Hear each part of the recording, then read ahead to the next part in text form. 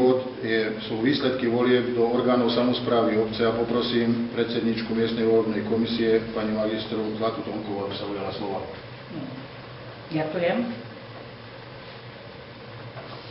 Vážení prítomní, v mene miestnej volebnej komisie vás budem informovať o výsledkoch volieb do obecného zastupiteľstva a výsledku voľby novozvoleného starostu v obci. Kandidáti, ktorí boli zvolení za poslancov obecného zastupiteľstva podľa volebných obvodov a v rámci ich poradí podľa počtu získaných hlasov.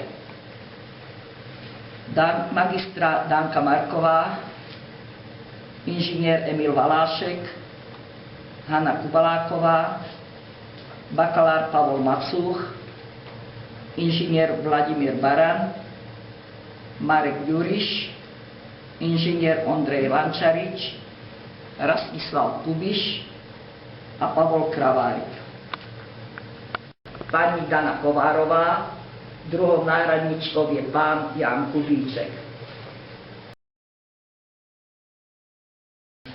Ochraňovať záujmy obce, dodržiavať Ústavu Slovenskej republiky, ústavné zákony a ostatné všeobecné záväzné právne predpisy a pri výkone svojej funkcie poslanca obecného zastupiteľstva ich budem uplatňovať podľa svojho najlepšieho vedomia a svedomia.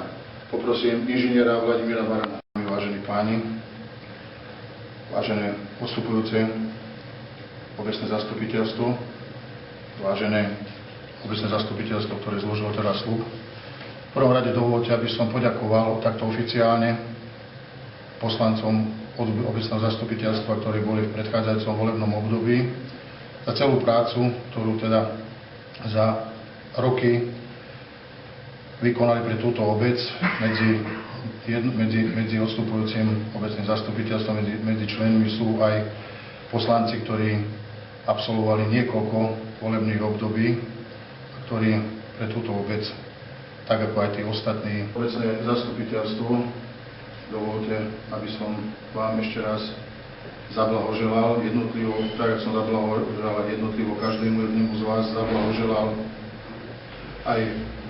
aj spoločne za zvolenie, za poslancov obecného zastupiteľstva a chcem vám, aj mne a nám, ako aj vedeniu obce ako takej, popriať pevné nervy, hlavne veľa dobrých rozhodnutí, ktoré nebudú jednoduché určite, ktoré budú vyžadovať veľa sebazaprenia, veľa úsilia pochopiť niektoré veci, ako táto naša obec krajine funguje všeobecne.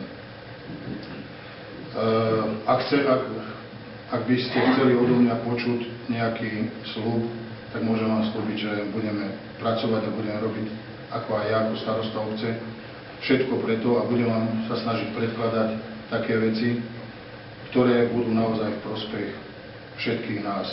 Nebudem sľubovať vzdušné mosty, nebudem sľubovať vymalovanú obec, lebo všetci vieme, aká je situácia, aká je finančná situácia, ako to vlastne v našej republike funguje. Takže sľubujem, že budem robiť všetko preto, tak ako som sa snažil po tieto roky robiť tak, aby sme pre túto obec čo najviac a najlepších vecí spravili. Ďakujem vám za pozornosť.